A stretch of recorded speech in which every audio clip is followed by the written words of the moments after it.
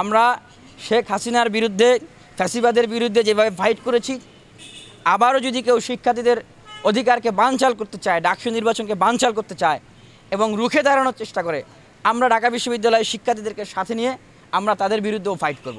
ঢাকা বিশ্ববিদ্যালয়ের শিক্ষার্থীদের যে চাওয়া, ঢাকা বিশ্ববিদ্যালয়ের শিক্ষার্থীদের যে দাবি, আমি মনে করি সেই দাবির বিপরীতে যদি কেউ অনেক শক্তি আছে, আমার অনেক ক্ষমতা আছে, অনেক টাকা আছে, আমার সমগ্র বাংলাদেশব্যাপী ওয়ার্ড পর্যায়ের নেতাকর্মী আছে, হ্যাঁ, প্রশাসন থেকে শুরু করে সব জায়গায় আমার লোকজন আছে, এই ধরনের ক্ষমতা মুহে অন্ধ হয়ে যদি কেউ শিক্ষার্থীদের অধিকারকে খর্ব করতে চায়, ক্ষুণ্ণ করতে চায়, তাহলে মনে করব যে আওয়ামী লীগ যে পথে গেছে তারাও অদূর ভবিষ্যতে সেই পথেই যাবে। এই যে 18 সালের যে কোটা সংস্কার আন্দোলন, তারপরে ডাকসু নির্বাচন হয়েছে, সেই ডাকসু নির্বাচনের ভিতর দিয়ে যে লিডাররা, তারাই কিন্তু এই সমসাময়িক সময়ে তরুণদের ভিতরে একটা প্রতিভাব এবং বিপ্লবের একটা জাগরণ তৈরি করেছে সমগ্র দেশব্যাপী, যার প্রেক্ষিতে 24-এর কোটা সংস্কার আন্দোলনের ভিতর দিয়ে কিন্তু ফ্যাসিবাদের পতন হয়ে গেছে।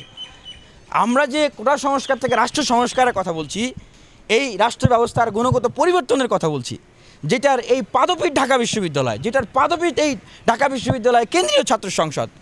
তো সেই জায়গার সংস্কারের জন্য, সেই জায়গার পরিবর্তনের জন্য আগে তো ঢাকা বিশ্ববিদ্যালয় ছাত্র সংসদ নির্বাচনটা দরকার। আমি মনে করি যে অবশ্যই ঢাকা বিশ্ববিদ্যালয়ের ছাত্র সংসদ নির্বাচনের ভিতর দিয়ে নির্বাচনের দ্বার শুভ সূচনা হতে হবে এবং সমগ্র বিশ্ববিদ্যালয় কলেজে নির্বাচনগুলো হতে হবে এবং ধারাবাহিক পর্যায়ে আমরা জাতীয় নির্বাচনেরও দাবি জানাই। যেই ঢাকা বিশ্ববিদ্যালয় থেকে কোটা সংস্কার আন্দোলনের সূত্রপাত, রাষ্ট্র সংস্কারের জাগরণের আলোচনা শুরু, যেই ঢাকা বিশ্ববিদ্যালয়ে ডাকসু নির্বাচন 19 সালে যেটা হয়েছিল, সেটার ভিতর দিয়ে যে বিপ্লবী চেতনা প্রেরণা আমরা ছড়িয়ে দিয়েছি, অবশ্যই এই বাংলাদেশকে আমরা যে কাঙ্ক্ষিত লক্ষ্যে নিয়ে যেতে চাই, যে সংস্কার পরিবর্তন করতে চাই, তার জন্য আগে ঢাকা বিশ্ববিদ্যালয়ে ছাত্র সংসদ নির্বাচন দরকার। আগে দলীয় দাসত্ব লেজুর ভিত্তি থেকে বিশ্ববিদ্যালয় কলেজগুলোকে মুক্ত করতে হবে।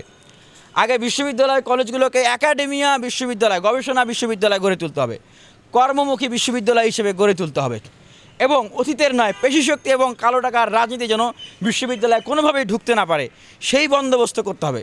সেই জায়গাটা আগে তালা লাগাতে হবে, তবেই বাংলাদেশে বৃহৎ পরিসরে রাজনৈতিক সংস্কার সম্ভব। কেন বলছি? আজকে যেই ছাত্রটা বিশ্ববিদ্যালয়ের শিক্ষার্থী, সেই ছাত্রটাই কিন্তু আগামী 5, 7, 10 বছর পরে উনি হয় সাংবাদিক, না হলে বিসিএস ক্যাডার, না হলে ব্যাংকার, না হলে উনি বিভিন্ন সমাজের শ্রেণী পেশায় উনি যাচ্ছেন। তো এই বিশ্ববিদ্যালয়ে উনি যে চর্চাটা করেন, এটা কিন্তু যাই সেখানে ইমপ্লিমেন্ট করবেন। আমরা কেন বাংলাদেশের এই ধরনের কলুষিত পরিস্থিতি দেখি?